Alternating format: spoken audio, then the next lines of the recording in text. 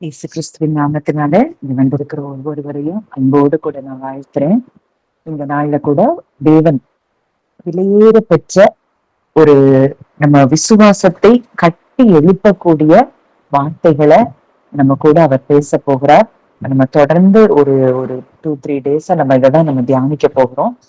எப்படி நம்ம இருதயம் அவரை முழுமையுமாய் விசுவாசிக்க நம்மால நம்ம அதை செய்ய முடியும். ஏன்னா நம்ம வேதத்துல நம்ம பார்க்கிறோம், ரோமர் 10 இருதயத்தில் விசுவாசிக்கும் போது நம்ம ரட்சிக்கப்படுகிறோம். அப்போ நம்ம லைஃப்ல இன்னைக்கும் பல பகுதிகள், நிறைய ஏரியாஸ்ல நமக்கு ஒரு விடுதலை இல்லாமல் ஒரு இருக்கிற ஒரு சூழ்நிலை, அந்த தேவரகமான ஒரு சந்தோஷம், சமாதானம், இதெல்லாம் ஏன் நம்மளால என்ஜாய் பண்ண முடியல, அந்த ஜாய்க்குள்ள நம்மால ஏன் வர முடியல அப்படின்னா, நம்ம ஹார்ட் இன்னும் அவரை முழுவதுமாய் நம்ப முடியல. இருதயத்துல நம்ம அவரை விசுவாசிக்க முடியல. அப்ப இருதயத்துல விசுவாசம்னா என்ன? இந்த இருதயத்துல நம்ம விசுவாசிக்கும் போது என்ன நடக்கும்? இந்த இருதயத்துல நம்ம விசுவாசிக்கிறதுக்கு நம்ம என்னெல்லாம் செய்யணும்? இத குறிச்சுதான் இந்த வீக்ல நம்ம நிறைய தியானிக்க போகிறோம். நிச்சயமா இந்த வார்த்தைகள் உங்க வாழ்க்கைய மாற்றக்கூடியதா இருக்குங்கிறத என்னுடைய ஆவியில நான் உணர்றேன். ஏன்னா இத நான் மெசேஜுக்காக நான் எடுக்கும்போது ஆண்டவர் எனக்கு இந்த வார்த்தையை தரும்போது எனக்குள்ள பயங்கரமான ஒரு நிறைய வெளிப்பாடுகள் எனக்கு தொடர்ந்து ஆண்டவர் கொடுத்துட்டே இருந்தார். ஒன்னொன்னா பார்க்க பார்க்க பார்க்க எனக்குள்ளேயே ஒரு பெரிய டிரான்ஸ்பர்மேஷனை நான் பார்க்க ஆரம்பிச்சேன். நிச்சயமா எனக்குள்ள ஒரு மாற்றம் வந்ததுன்னா அது உங்களுக்குள்ளயும் அந்த மாற்றங்கள் உண்டாகும். ஏன்னா நம்ம எல்லாரும் அவருடைய சரீரத்தின் அவயவங்களா இருக்கிறோம். நான் ஒரு அவயவம்னா நீங்க ஒரு அவயவமா இருக்கிறீங்க. இப்ப எனக்குள்ள ஒரு மாற்றம் வருதுன்னா நிச்சயம் அது உங்களுக்குள்ளயும் அந்த மாற்றங்கள் வரும்.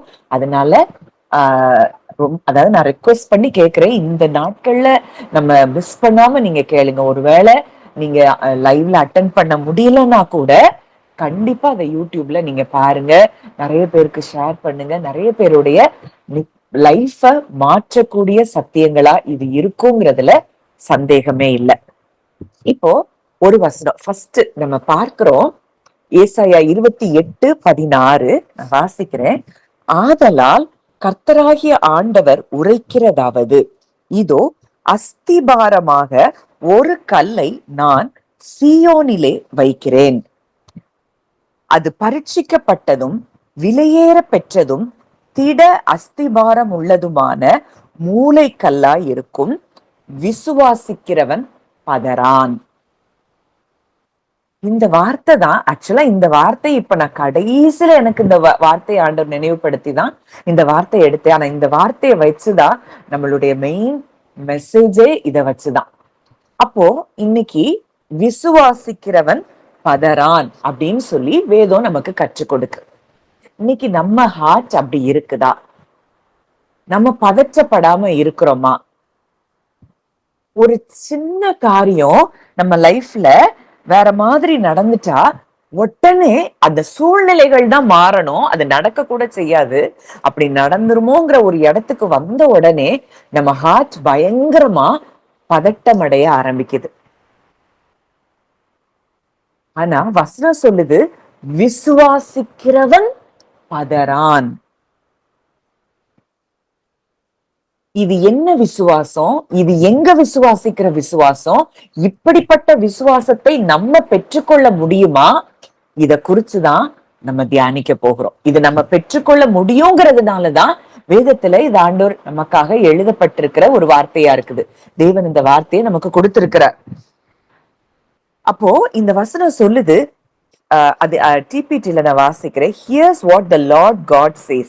Behold, I set in place in Zion a foundation stone, fully tested and proven to be faithful and secure. And written upon this precious cornerstone is this: those who trust in him will not act in haste. அதாவது இதுல நான் தமிழ்ல நான் translate பண்ணி சொல்றேன். அதாவது நான் ஒரு விலையேற பெற்ற ஒரு அஸ்திபாரம் உள்ள ஒரு கல்லை, அஸ்திபார கல்லை நான் எங்க வைக்கிறேன்? சியோன்ல வைக்கிறேன். அந்த கல்லு எப்படின்னா அது முழுவதுமாய் பரீட்சைக்கப்பட்ட, ஃபுல்லி டெஸ்டட். அந்த கல்லை ஃபுல்லா டெஸ்ட் பண்ணியாச்சு.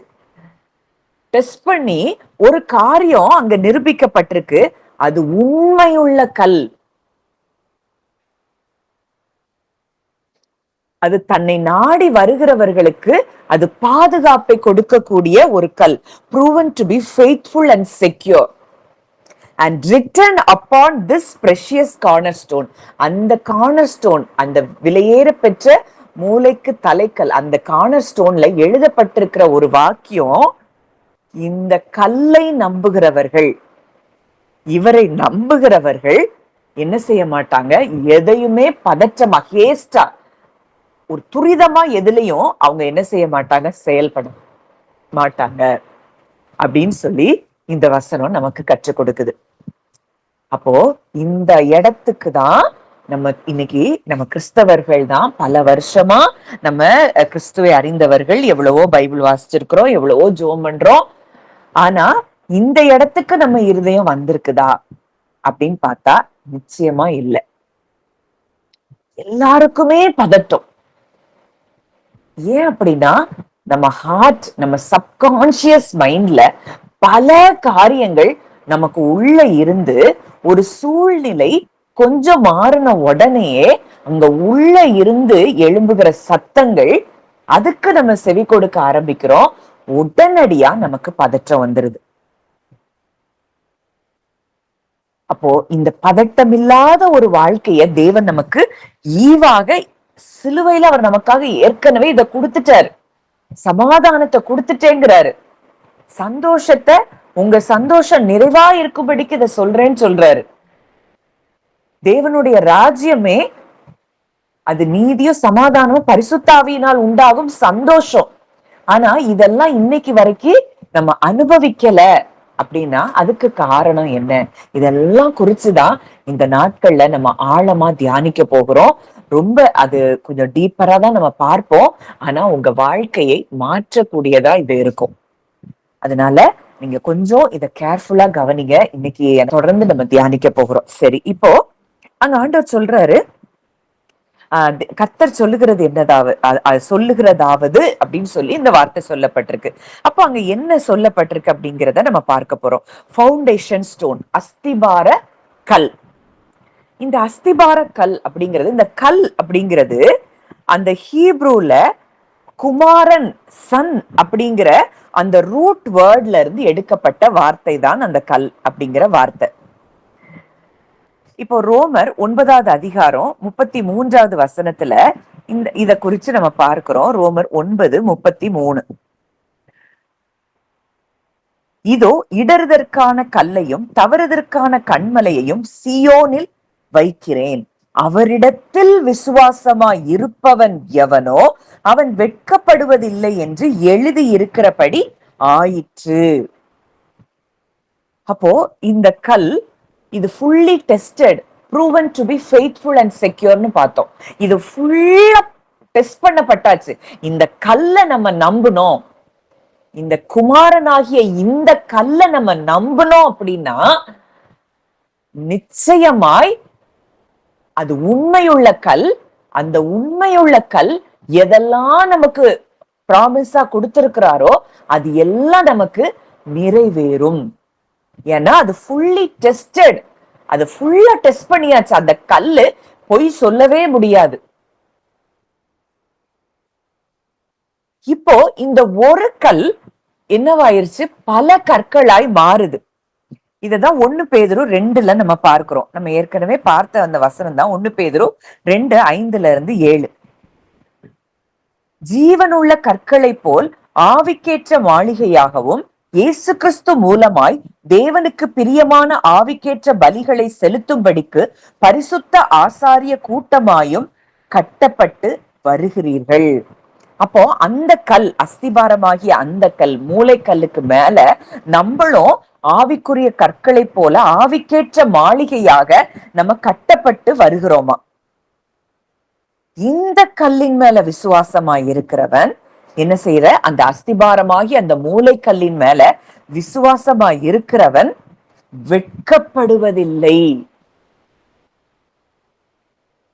அப்போ இது எப்போ இந்த விசுவாசிக்கிறவன் பதறான், விசுவாசிக்கிறவன் வெட்கப்படுவதில்லை, இதெல்லாம் சொல்லியிருக்கு. ஆனா இன்னைக்கு நான் இதை இன்னும் என் லைஃப்ல பாக்கலையே, நான் அவரை தானே தேடுறேன், அவர்கிட்ட தானே நான் பேசுறேன், ஏன் எனக்கு இன்னும் நடக்கல அப்படின்னு சொல்லி நிறைய கேள்விகள் உங்களுக்குள்ள இருக்கலாம்.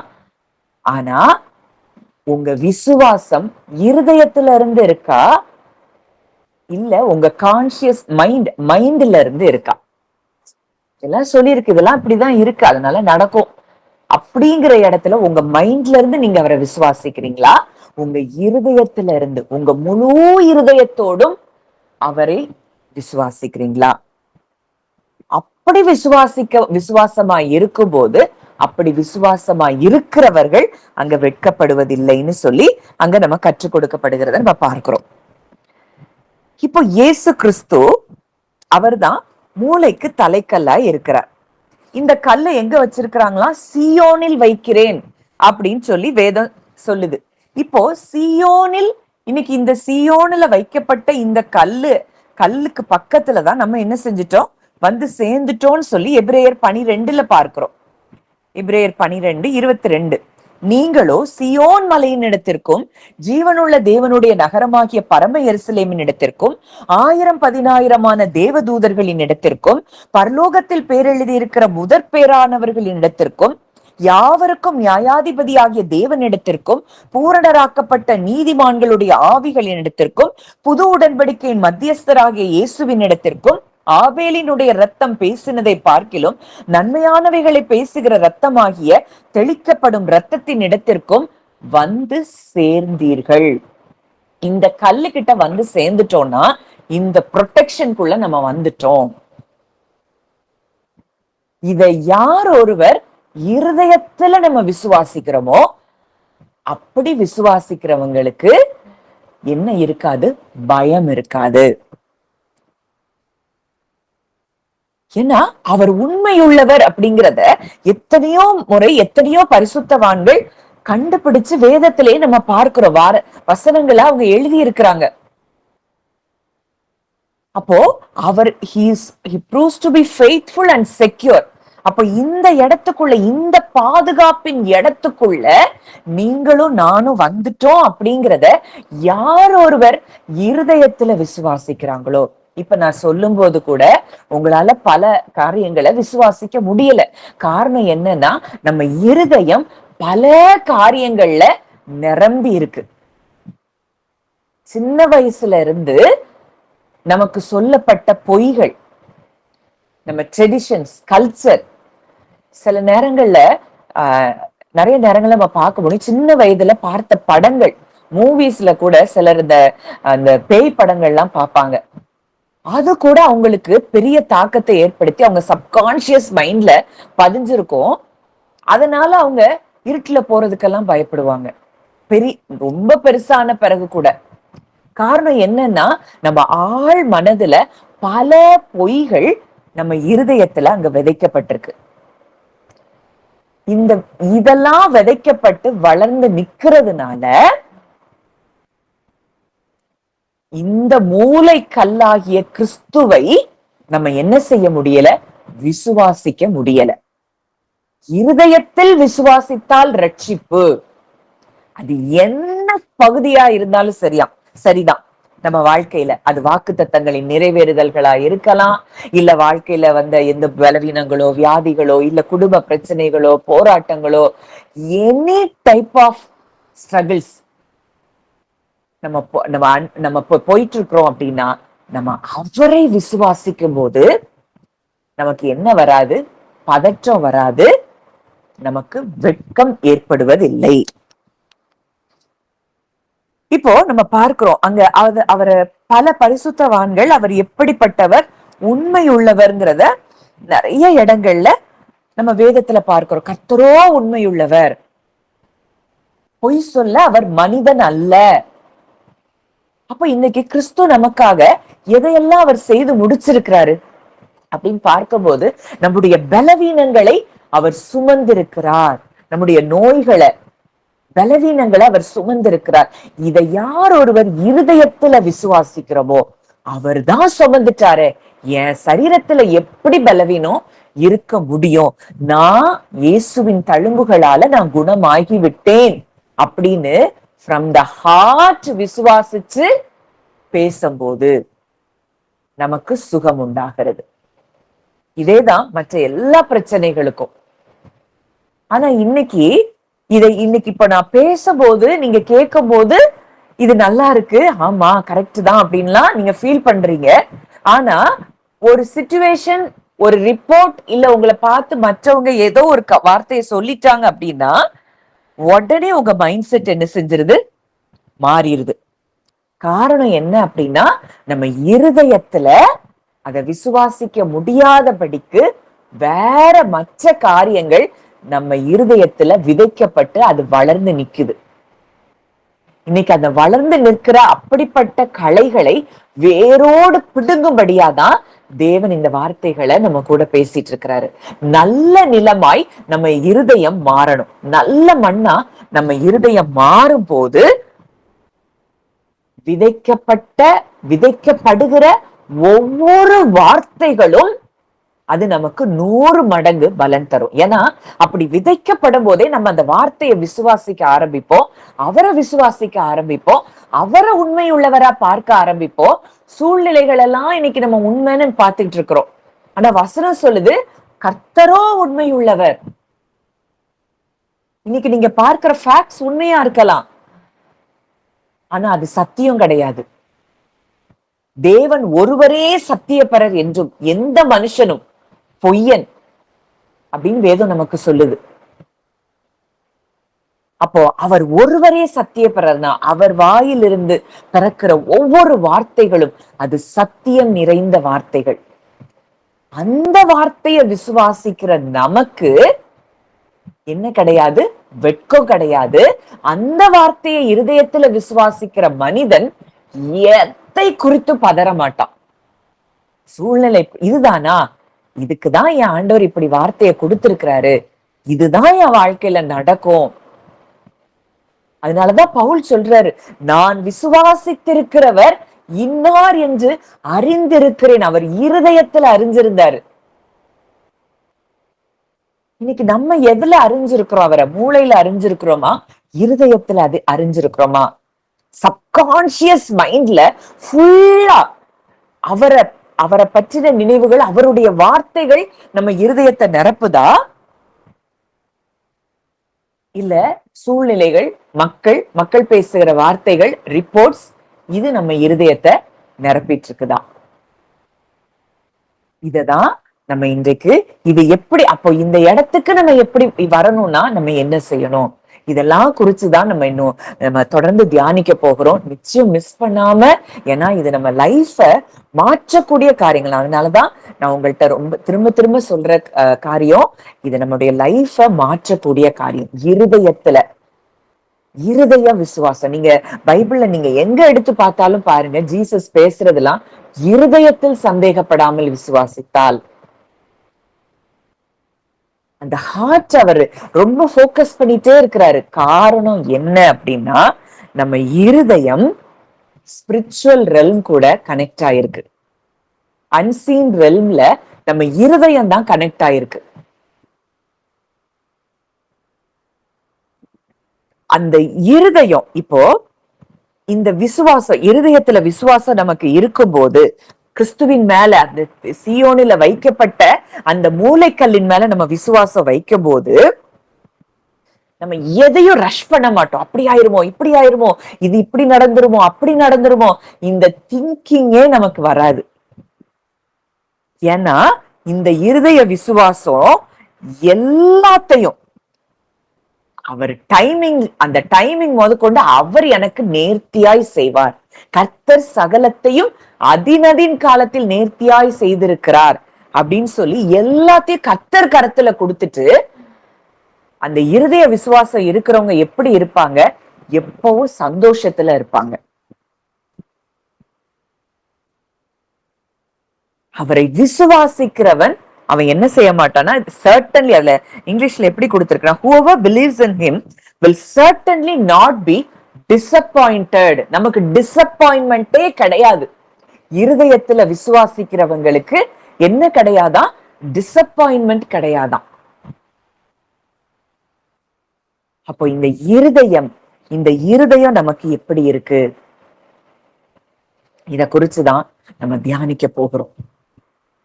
இந்த இருதயத்துல எதெல்லாம் ஏற்கனவே நம்ம இருதயத்துல என்னெல்லாம் இருக்கு, இந்த இருதயத்துல நம்ம என்னெல்லாம் வச்சிருக்கிறோனோ, என்னெல்லாம் வைக்க கூடாது, எதால நம்ம இருதயத்தை நிரப்பணும், இந்த ஸ்பிரிச்சுவல் ரெல்ம் கூட நம்ம இருதயம் எப்படி கனெக்ட் ஆயிருக்கு.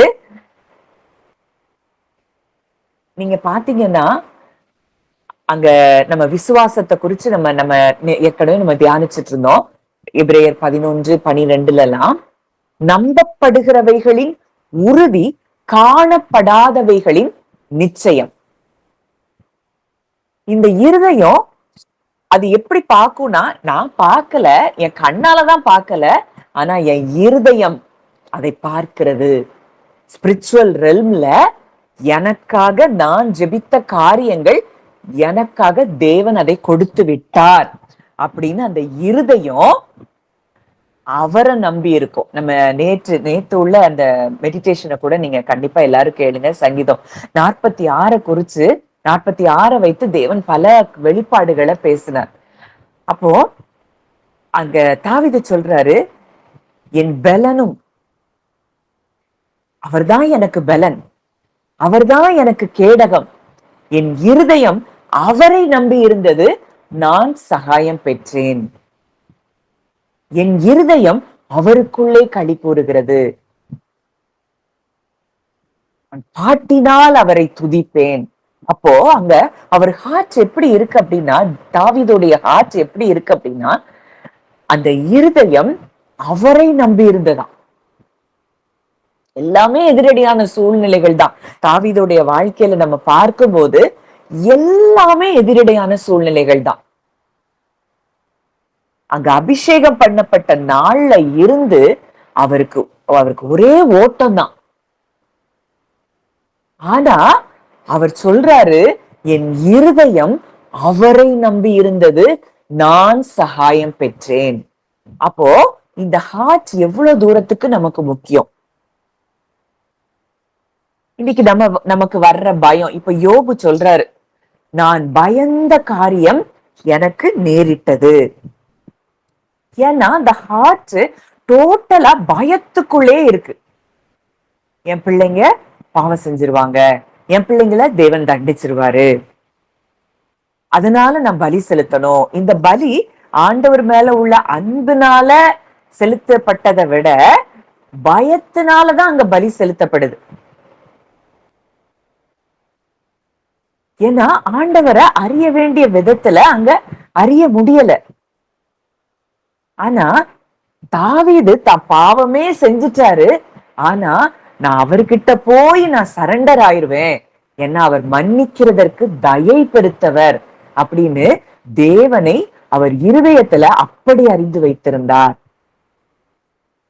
இப்போ நம்ம இருதயத்துல என்ன இருக்குது? பயம் இருக்குதா, விசுவாசம் இருக்குதா? நம்ம ஏற்கனவே பார்த்தோம், விசுவாசத்துக்கு ஆப்போசிட் அன்புன்னு சொல்லி பார்த்தோம். என்ன அப்படின்னா, அவருடைய அன்பு நம்ம மேல எப்படி இருக்குது, அதாவது பயத்துக்கு ஆப்போசிட், விசுவாசத்துக்கு ஆப்போசிட்ல பயத்துக்கு ஆப்போசிட், ஸ்பிரிட் ஆஃப் ஃபியருக்கு ஆப்போசிட் ஸ்பிரிட் ஆஃப் லவ். அவருடைய அன்பு நம்ம மேல எப்படி இருக்குதுன்னு நம்ம அறிய அறிய அறிய அறியதான் நம்ம இருதயத்துல இந்த விசுவாசம் பெருகும். நமக்கு இன்னைக்கு சின்ன வயசுல இருந்து நம்ம சிலர் இதுல நீங்க கன்வெர்டடா வந்திருக்கிறீங்க, இயேசுவை ஏற்றுக்கொண்டிருக்கிறீங்க. சிலர் சின்ன வயதுல இருந்தே நம்ம ஆண்டவரை அறிந்து வளர்ந்திருக்கிறோம். ஆனா யாருமே அறிய வேண்டிய விதத்துல அறியாததுனால சின்ன வயதுல இருந்தே நமக்கு தேவனை குறித்து நிறைய பொய்கள் தான் நமக்குள்ள இருக்கு. இந்த பொய்களை நம்ம நம்பி நம்பி நம்பி நம்ம அதுவே நம்ம சப்கான்சியஸ் மைண்ட்ல பதிக்கப்பட்டிருக்கிறபடினால தேவனை நம்ம இருதயத்தின் முழு இருதயத்தோடும் அவரை நம்ம விசுவாசிக்க முடியல. அப்போ என்ன செய்யணும் அப்படின்னா, இத நம்ம சப்கான்சியஸ் மைண்ட்ல என்ன இருக்கு, இதெல்லாம் நம்ம இன்னும் டீடைல்டா பார்ப்போம். நம்ம ஏற்கனவே ஒரு வசனம் பார்த்தோம், ஸ்பிரிட் ஃபில்டு. கிறிஸ்துவின் வசனம் சகல பரிபூர்ணத்தோடும் உங்களுக்குள்ளே வாசமா இருப்பதாக. அப்போ அவருடைய வசனம் தான் நம்ம இருதயத்துல முழுமையுமாய் நிரப்பப்பட்டிருக்கணும். அப்போ சூழ்நிலை ஒண்ணு வரும்போது கூட இல்ல, என் அப்பா என் கூட இருக்கிறாரு, என் அப்பா இந்த வார்த்தையை தந்திருக்கிறாரு. ஒருவேளை அப்படி சொல்ல முடியலன்னா கூட, பரிசுத்த ஆவியானவரே இந்த சூழ்நிலை எனக்கு இப்படி இருக்கு, நீங்க என்னை சகல சத்தியத்திற்குள்ளும் வழி நடத்துவீங்கன்னு சொல்லி நாங்க வேதத்துல பார்க்கிறோம். நீங்க எனக்கு இந்த சூழ்நிலையில உங்க வார்த்தை என்ன அப்படின்னு அந்த பரிசுத்த ஆவியானவர்கிட்ட நீங்க மனம் திறந்து கேட்கும் போது, அந்த பரிசுத்த ஆவியானவர் அந்த சூழ்நிலைக்கு உங்களுக்கு என்ன வார்த்தைய கொடுக்கணுங்கிறத அவர் உங்களுக்கு நினைப்பூட்டுவார். அந்த வார்த்தையை நீங்க பிடிச்சுக்கிட்டீங்கன்னா உங்களுக்கு என்ன வராது? பயம் வராது, பதற்றம் வராது. ஆனா இதை எதுவுமே நம்ம என்ன செய்யறது இல்ல, பிராக்டிஸ் பண்றது இல்ல. நம்ம ஹார்ட்டுக்கு நம்ம என்ன தோணுதோ, நம்ம இருதயத்துல இதுவரைக்கும் நம்பிட்டு இருந்த பொய், எத்தனையோ அற்புதங்களை செஞ்சிருப்பாரு இஸ்ரவேல் ஜனங்களை மாதிரிதான் நமக்கும் பல வருஷங்களா அற்புதத்தை செஞ்சு செஞ்சு செஞ்சு செஞ்சுதான் அவர் நடத்திட்டு வந்திருக்கிறாரு. ஆனா ஒரே ஒரு சூழ்நிலையில கொஞ்சம் மாற்றம் வந்த உடனே அந்த 10 பேர் எப்படி இருந்தாங்களோ அத மாதிரிதான் நம்ம ஹார்ட் மாறிடுது. ஐயோ இந்த சூழ்நிலை இவ்வளவு பெருசா இருக்கே, இதை எப்படி நான் தாண்டுவேன், இது இப்படி மாறிடுமோ, இது இப்படி நடந்துருமோ. இன்னைக்கு நம்ம அவங்கள அந்த 10 பேரை குறை சொல்றோம், ஆனா நாமளே அந்த 10 பேர் மாதிரிதான் இருக்கிறோம். இந்த காலேபு யோசுவாவும் சொல்றாங்க, கர்த்தர் நம்ம மேல பிரியமா இருந்தா நம்ம அதை ஈஸியா சுதந்திரித்து கொள்ளலாம் அந்த தேசத்தை. ஏன்னா அவங்க இருதயம் முழுவதுமாய் தேவனை பார்த்து கொண்டிருக்கிறது. இவங்க இருதயம் எல்லாம் எதை பாக்குது? பிசிக்கல் சென்சஸையே பார்த்துட்டு இருக்கு. சென்சஸ் சொல்றதான் இவங்க ஹார்ட்ல என்ன செய்யறாங்க? விதைச்சிட்டே இருக்கிறாங்க. அவங்க சென்சஸ், பிசிக்கல் சென்சஸ் சொல்றத பார்க்கல, தேவனை பார்க்கிறார்கள். தேவனுடைய இருதயத்தை பார்க்கிறாங்க. தேவன் எவ்வளவு உண்மை உள்ளவர்ங்கிறத பார்க்கிறாங்க. தேவன் எவ்வளவு அன்புள்ளவர், வல்லமை உள்ளவர்ங்கிறத பார்க்கிறாங்க. இன்னைக்கு நம்ம இருதயம் எதை பார்க்குது? இன்னைக்கு பல பேர்கிட்ட ஆண்டவர் பேசிட்டு இருக்கிறாரு. உங்க இருதயம் இன்னைக்கு எதை நம்பிக்கொண்டிருக்கிறது? எதை பார்த்துட்டு இருக்கு? இந்த இருதயத்துல நம்ம எப்ப விசுவாசிக்கிறோமோ, அப்ப இருதயத்துல நம்ம விசுவாசிக்க ஆரம்பிக்கும் போது நமக்குள்ள நடக்கிற காரியம் என்னன்னா, நம்மள எப்பவுமே ஒரு ஜாயில தான் நம்ம இருப்போம். நம்ம எப்பவும் நம்ம ஹார்ட் ஒரு பீஸ்ஃபுல் ஸ்டேட்டுக்கு வந்துரும். இததான் அப்போஸ்தலர்கள், அந்த ஆதி அப்போஸ்தலர்கள் பரிசுத்த ஆவியை பெறுகிறதற்கு முன்னதா அவங்க எல்லாரும் பயந்து நடுங்கிட்டு இருக்கிறாங்க. ஆனா பரிசுத்த ஆவியின் நிறைவை பெற்ற பிறகு, பரிசுத்த ஆவியானவரால் அவங்க நடத்தப்பட ஆரம்பிச்ச பிறகு அவங்களுக்குள்ள எப்பவும் கான்ஸ்டன்டா அந்த ஜாய், பீஸ் அவங்களுக்குள்ள இருக்கிறத பார்க்கிறோம். பயங்கிறதே அவங்க லைஃப்ல இல்லாம போயிடுச்சு. காரணம் அவங்க இருதயம் தேவனை முழுவதுமாய் நம்ப தொடங்கிச்சு. ஏன் சந்தேகப்பட்டுக்கிட்டே இருந்த தோமா கூட மிகப்பெரிய ஒரு அப்போஸ்தலனா நம்ம இந்திய தேசத்துக்கு வந்ததை நம்ம பார்க்கிறோம். ஏன்னா அவங்க ஹார்ட் ஃபுல்லா ஒரு காரியத்தை பர்சுவேட் பண்ண ஆரம்பிச்சிருச்சு. இயேசு கூட இருந்தப்பெல்லாம் கூட அவங்களால நம்ப முடியல. லாசருவ உயிரோட எழுப்ப போவோம் அப்படின்னு சொல்லும் போது தோமா சொல்றாரு, வாங்க நாமும் கூட சேர்ந்து அவர் கூட மரித்து போகலாம். ஏன்னா அந்த அளவுக்குதான் அவங்க விசுவாசம் இருந்தது. ஏன்னா அவங்களுக்குள்ள இருந்த பல விதமான, சின்ன வயதுல இருந்து அவங்க அந்த அடிமைத்தனத்துக்குள்ள அந்த ரோமர்கள் நாட்கள்ல அப்படி இருந்து வளர்ந்து அப்படியெல்லாம் இருந்ததுனால அவங்களால எதையுமே நம்ப முடியல. இன்னைக்கும் நம்ம பிலீஃப் சிஸ்டம் பாதிக்கப்பட்டதுதான் நம்ம இன்னும் தேவனிடத்துல இருந்து பல காரியங்களை பெற்றுக்கொள்ளாமல் இருப்பதற்கு ஒரு காரணமா அமையுது. இன்னைக்கு நம்ம பிலீஃப் சிஸ்டம் மாறணும். நம்ம இருதயத்தினுடைய அந்த பிலீஃப் சிஸ்டம் டோட்டலா மாறினா மட்டும்தான் நம்ம ஸ்பிரிச்சுவல் ரெல்ம்ல நம்ம எபேசியர்ல பார்க்கிறோம், உன்னதத்துல இருக்கிற ஆவிக்குரிய அத்தனை ஆசீர்வாதங்களினாலும் அவர் நம்மை ஆசீர்வதித்து இருக்கிறார். He has already blessed us. அப்ப அந்த ஆவிக்குரிய ஆசீர்வாதங்களை இன்னும் நம்ம சுதந்திரிக்க முடியாமல் இருக்கிறதுக்கு காரணம் என்ன அப்படின்னா, அந்த ஹார்ட்ல அந்த ஃபெய்த் இல்ல. இந்த இருதய விசுவாசம் ரொம்ப முக்கியம். இத நம்ம பெற்றுக்கொண்டோம் அப்படின்னா இந்த உலகத்துல நமக்கு எதிரா எந்த சூழ்நிலையும் நிற்க முடியாது. அதனாலதான் வசனம் சொல்லுது, ஜெயம் கொள்ளுகிறவன் எல்லாவற்றையும் சுதந்திரித்துக் கொள்ளுகிறான். அப்ப ஜெயம் கொள்ளுகிறவன் யார்? இயேசுவானவர் தேவனுடைய குமாரன் என்று விசுவாசிக்கிறவனே அல்லாமல் யார் உலகத்தை ஜெயிக்க முடியும்? நம்முடைய விசுவாசமே உலகத்தை ஜெயிக்கிற ஜெயம். அவர்தான் குமாரன். அந்த குமாரனாகிய அந்த கல்லின் மேலதான் என்னுடைய கண்கள் பதிக்கப்பட்டிருக்கிறது, என்னுடைய இருதயம் பதிக்கப்பட்டிருக்கு. அவர் எனக்காக இருக்கிறார் அப்படின்னு இருதயத்துல விசுவாசிக்கும் போது நமக்கு ஜெயம் உண்டாகுது. ஜெயம் கொள்ளுகிறவர்கள் எல்லாவற்றையும் சுதந்திரித்துக் கொள்வாங்களாம். இன்னைக்கு ஆபிரகாமின் ஆசீர்வாதம் நமக்குரியது. ஆனா எத்தனை பேர் இந்த ஆபிரகாமின் ஆசீர்வாதத்தை நம்ம சுதந்திரித்திருக்கிறோம்? ஏன்னா இருதயத்துல அதை இன்னும் ஃபுல்லா விசுவாசிக்க முடியல. நம்ம சின்ன வயதுல இருந்தே குறைகள்ல லேக்ல இருந்து இருந்து இருந்து இருந்து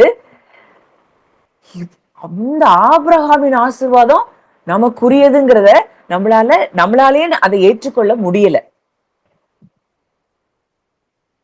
சுகம் நமக்குரியது, சந்தோஷம் நமக்குரியது, சமாதானம் நமக்குரியது அப்படிங்கிறதே இன்னும் நம்ம சாதாரண மக்களை போலதான் இந்த பூமியில வாழ்ந்துட்டு இருக்கிறோம்.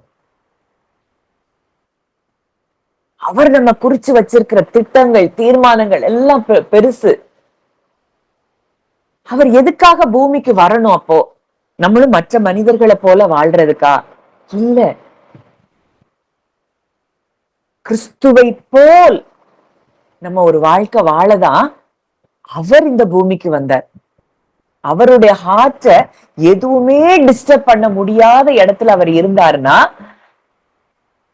நாமும் அந்த இடத்துல இருக்கிறது தான் அவருடைய சித்தம். இதுக்குதான் நம்ம மனது என்ன செய்ய வேண்டியது இருக்கு? மறுரூபம் ஆக வேண்டியது இருக்கு. அப்போ இன்றைக்கு இந்த வார்த்தைகள், இது ஒரு ஸ்டார்டிங் பாயிண்ட்ஸ் தான். இதெல்லாம் இன்னும் நம்ம டீப்பரா நம்ம சில காரியங்களை உள்ள போய் நம்ம தியானிக்க போகிறோம். இத நீங்க கேட்க கேட்க கேட்கவே உங்க பல வருஷங்களா உங்க இருதயத்துல விதைக்கப்பட்டிருந்த களைகள் அது வேரோடு அறுப்புண்டு போகும். இந்த இருதயத்துல நீங்க தேவனை விசுவாசிக்க ஆரம்பிப்பீங்க. ஒரு பெரிய ரட்சிப்பு நம்முடைய வாழ்க்கையில, நம் குடும்பத்தாருடைய வாழ்க்கையில நடக்கிறத நம்ம நிச்சயமா பார்க்க முடியும். இந்த இருதய விசுவாசம் நமக்கு வேணும் அப்படின்னா முழுமையுமாய் அவருடைய வசனம் நமக்குள்ள பரிபூரணமாய் நிரம்பணும். அந்த வசனத்தை சாதாரணமா நம்ம பார்க்க கூடாது. அதுதான் ஜீவன். அவருடைய வார்த்தைகள் ஆவியாயும் ஜீவனாயும் இருக்கிறது. அத ஜீவனா நம்ம எப்ப பார்க்கிறோமோ, அது ஜீவனா நம்ம இருதயத்துல எப்ப நிரம்புதோ, அங்க ஒரு சீஷர்கள் சொல்றாங்க, இயேசு கிறிஸ்து அவங்க கூட நடந்து வரும்போது அவர் விளக்கி காட்டின வேத வசனங்களை குறிச்சு, அப்போ அவர் நம்ம கூட வரும்போது அவர் வேத வாக்கியங்களை நமக்கு விளக்கி காட்டின பொழுது நம்முடைய இருதயம் நமக்குள்ளே கொழுந்து விட்டு எரியவில்லையா? ஏன்னா அப்படி பவர் இருக்கு அந்த வேர்டுக்கு. நம்ம இருதயமே கொழுந்து விட்டு எரிஞ்சுதே, அது ஃபயரா இருந்ததே அந்த ஹார்ட். இன்னைக்கு நம்ம ஹார்ட் எப்படி இருக்கு? அனலும் இல்லாமல் குளிரும் இல்லாமல் இருக்குதா? இல்ல ஃபயரா இருக்குதா? இந்த ஃபயரா நம்ம ஹார்ட் எப்போ மாறுதோ சூழ்நிலைகளை பார்க்கவே மாட்டோம். அவரை மட்டும் பார்த்து நன்மைகளுக்கு மேல நன்மைகளை நம்ம சுதந்திரித்துக் கொள்ள ஆரம்பிப்போம். இன்னைக்கு நம்ம எல்லாரும் இந்த டிரான்ஸ்பர்மேஷனை நோக்கிதான் நம்ம போயிட்டு இருக்கிறோம், நான் உட்பட. அப்போ இந்த இடத்துக்கு நம்ம ஹார்ட் வரணும். அதுதான் உங்க எல்லாருக்காகவுமே நான் பண்ண பிரேயர். ஒருவேளை இதுக்கு வர்றதுக்கு முன்னாடி நான் ஜெபித்த ஜெபம் அதுதான். இங்க வர்ற ஒவ்வொருவருடைய இருதயமும் அப்படிப்பட்ட விசுவாசம் உள்ள இருதயமாய் மாறணும். அது அன்சீன் ரெல்ம்ல தான் அது கனெக்ட் ஆகி இருக்கணும். சீன் ரெல்ம்ல நம்ம இருதயம் கனெக்ட் ஆக கூடாது. இங்க எல்லாம் இருக்கும், இங்க எல்லாம் 1008 காரியங்கள் இருக்கும். ஆனா இதுல நம்ம இருதயம் கனெக்ட் ஆகாதபடி அன்சீன் ரெல்ம்ல தேவன் என்ன வச்சிருக்கிறாரு அதுல நம்ம இருதயம் கனெக்ட் ஆகும் போது நீங்க யோசிச்சு கூட பார்க்க முடியுங்க. சும்மா நினைக்கிற காரியங்கள் எல்லாம் தானாய் உங்க வாழ்க்கையில நடக்க ஆரம்பிக்கும். இப்படிப்பட்ட ஒரு சந்தோஷமான ஒரு தேவ ரகமான வாழ்க்கையதான் தேவன் நமக்கு ஈவாய் கொடுத்திருக்கிறார்.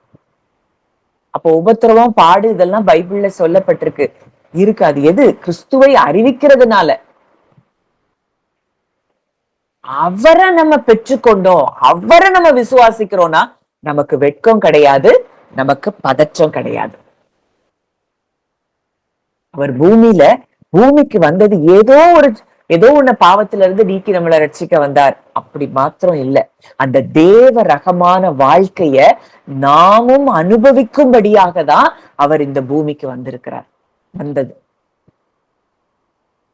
அப்ப இந்த வாழ்க்கைய நம்ம அனுபவிக்கணும்னு யாரெல்லாம் நீங்க வாஞ்சியா இருக்கிறீங்களோ நீங்க எல்லாரும் இருதயத்துல இருந்து நீங்க ஜெபிக்க ஆரம்பிங்க. ஆண்டவரே, ஏன் இருதயம் நல்ல நிலமாய் மாறட்டும், நான் இருதயத்திலிருந்து விசுவாசிக்க எனக்கு கிருபை தாங்க. உங்க வார்த்தை தான் என் இருதயத்தை நிரப்பணும். சூழ்நிலைகளை நான் பார்க்க கூடாது.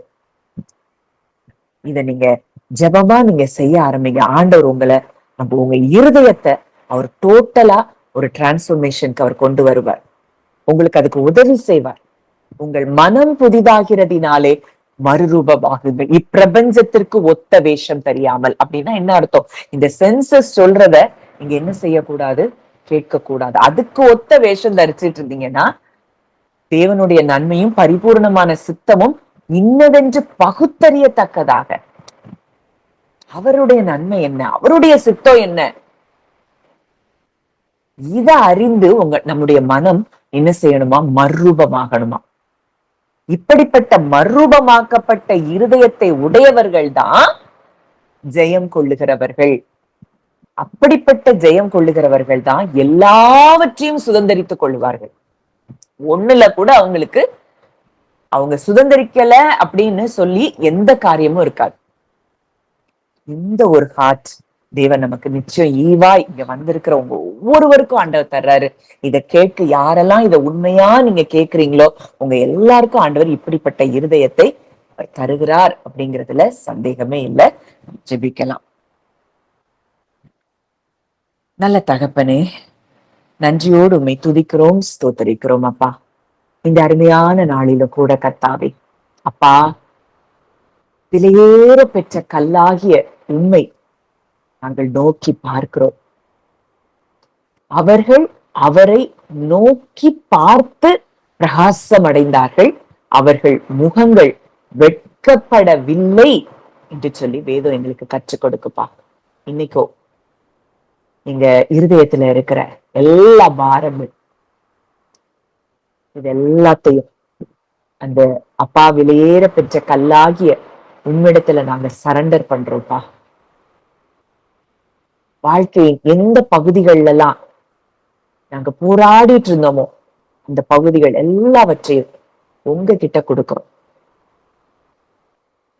ஒருவேளை அது சுகமா இருக்கலாம், இல்ல பினான்சியல் பிளஸ்ஸிங்கா இருக்கலாம். எதுவா இருந்தாலும் நாங்க உங்களை விசுவாசிக்கிறோம். அப்பா, நீங்கள் ஒன்றுக்கும் கவலைப்படாமல் எல்லாவற்றை குறித்த உங்கள் விண்ணப்பங்களை ஸ்தோத்திரத்தோடு கூடிய ஜெபத்தினாலும் வேண்டுதலினாலும் தேவனுக்கு தெரியப்படுத்துங்கள். அப்பொழுது எல்லா புத்திக்கும் மேலான தேவ சமாதானம் உங்கள் இருதயங்களையும் உங்கள் சிந்தைகளையும் கிறிஸ்து இயேசுவுக்குள்ளாக காத்துக்கொள்ளும். நாங்க வேதத்துல படிக்கிறோம்ப்பா. இன்றைக்கும் எங்களுக்கு இருக்கிற கவலை, பயம், அவிசுவாசம், இது எல்லாத்தையும் உங்கள்கிட்ட கொடுத்துடுறோம். இது எங்களுக்குரியது இல்லப்பா. நீர் உண்மை உள்ளவர். நீர் வாக்கு தத்தங்களுக்கு உண்மை உள்ளவர். அதுதான் உங்க இருதயம். நீங்க வாக்கு தத்தம் கொடுத்த நோக்கமே உங்க இருதயத்தை நாங்க அறியணுங்கிறதுக்காக தான்ப்பா. உங்க இருதயம் ஒண்ணு எங்களுக்கு சொல்லிருச்சு அப்படின்னா அதை மட்டும்தான் நாங்க நம்பணும். அப்படிப்பட்ட ஒரு ஹார்ட்டை எங்களுக்கு நீங்க தாங்கப்பா. எங்களுக்குள்ள இருக்கிற அந்த இருதயத்துல ஆழமாய் விதைக்கப்பட்டிருக்க அந்த பிலீஃப் சிஸ்டம் எல்லாம் என் இயேசுவின் நாமத்தினால் அது வேரோடு அறுப்புண்டு போவதா. சின்ன வயதுல இருந்து இது வரைக்கும் என்னென்ன பொய்கள் எல்லாம் நாங்க நம்பிட்டு இருந்தோமோ அந்த பொய்கள் எல்லாம் எங்களை விட்டு நாங்க அப்புறப்படுத்துறோம்ப்பா. சத்தியமுள்ள தேவன், சத்திய பரர், அவரது வசனமே சத்தியம். சத்தியம் உள்ளவர்.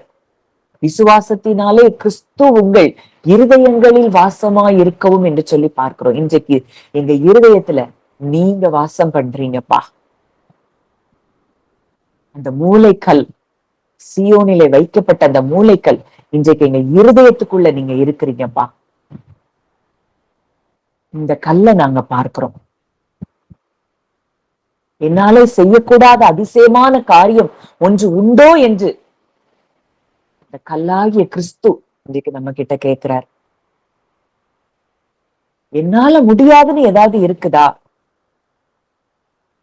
கர்த்தரால் ஆகாத காரியம் உண்டோ? மனுஷரால் இது கூடாததுதான், தேவனால் எல்லாம் கூடும். இன்னைக்கு உங்க பிரச்சனை என்ன? அவரால கூடாததுன்னு எதுவுமே கிடையாதுன்னு அவர் சொல்றாரு. அவர்கிட்ட கொடுத்துட்டு இன்னைக்கு அந்த சந்தோஷத்துக்குள்ள நீங்க பிரவேசிங்க.